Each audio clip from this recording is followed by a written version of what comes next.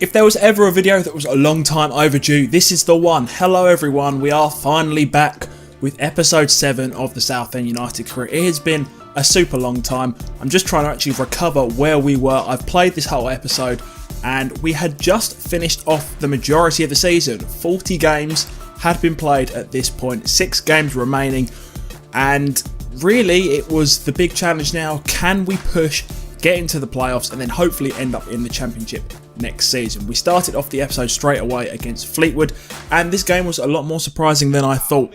Usually I show a couple of different highlights and bits like that, but this is just goal after goal. You will see why. We go through here, concede the first goal immediately. That was in the 10th minute of the game. Straight away we come back, Emil Smith-Rowe bombing down that right wing. He goes and scores on his second time of trying to take the shot. That was 1-0. The goals continue on. We remain in the first half here, just 3 minutes later, so practically they've run up the pitch immediately after kicking off. Gets through our defence again, very poorly, but 2-1. And of course, what's going to happen? Well, we're here on the edge of the halfway line. We'll play the ball over the top to that main man again. Emil Smith-Rowe, the 26th minute this time.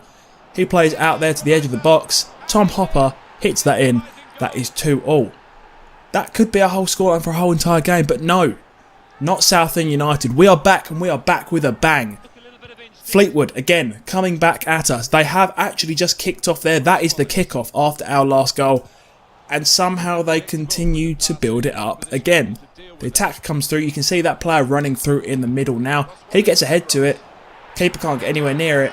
And we're losing 3-2 within 30 minutes of the game, okay? 5 goals in 30 minutes. We've now kicked off, and I can assure you this is on, I believe, world class, maybe even legendary. I think it is actually on legendary. Yet this has happened, and it's 3-3. So now there's 6 goals within the first half, and it still doesn't stop. Literally, the floodgates are still open. Fleetwood again, this time in the 34th minute, probably just again their first attack after they kicked off with the shot. The keeper really didn't do very well at all there, but another goal. 4-3, and yeah, you can't even guess what's going to happen at this time, but look, another goal goes in, that makes it 4-4, and amazingly enough, after that epic first half, that's actually more or less it. We go to the 91st minute of the game now, it's 4-4, no goals in the second half, no real highlights to show you, and that actually is the final result. Somehow, the epic first half resulted in a dead second half, and the first game of the day is a draw up against Fleetwood.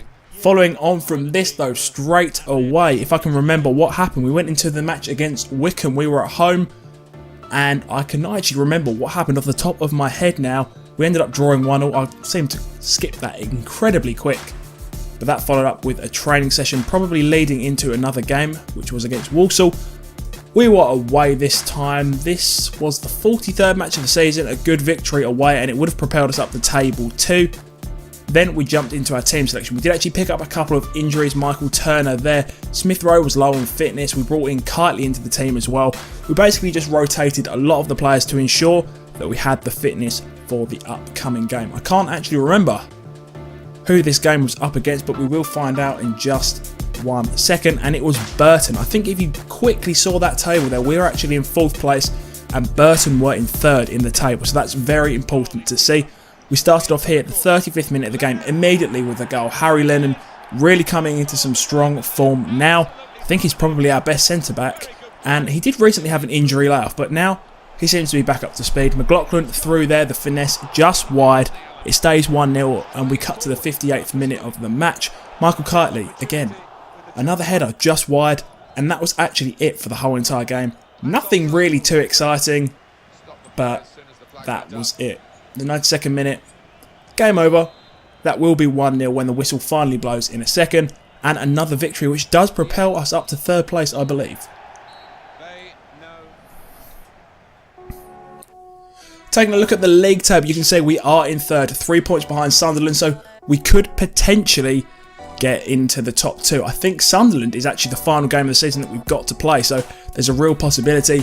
Rochdale here, we could really do with a victory. We are away though, and like I said, we've had quite a lot of rotation going on in the team due to injuries. Fitness just due to the congestion in the fixtures this year, it's been kind of tough. We're going through the whole entire game, skipped it there 1-1. I think that did actually just put Sunderland slightly too far out of our reach in terms of whether we could actually get automatic promotion, but still, I think we have actually secured a playoff position. We might have done that a little while ago, but I can't remember 100% on that front. In terms of the youth players, Bradley Murphy, Bradley Davis, Jordan King, Billy Wilson and Mason White all progressing very nicely. I don't believe I actually brought anyone up into the team on this occasion, which I didn't.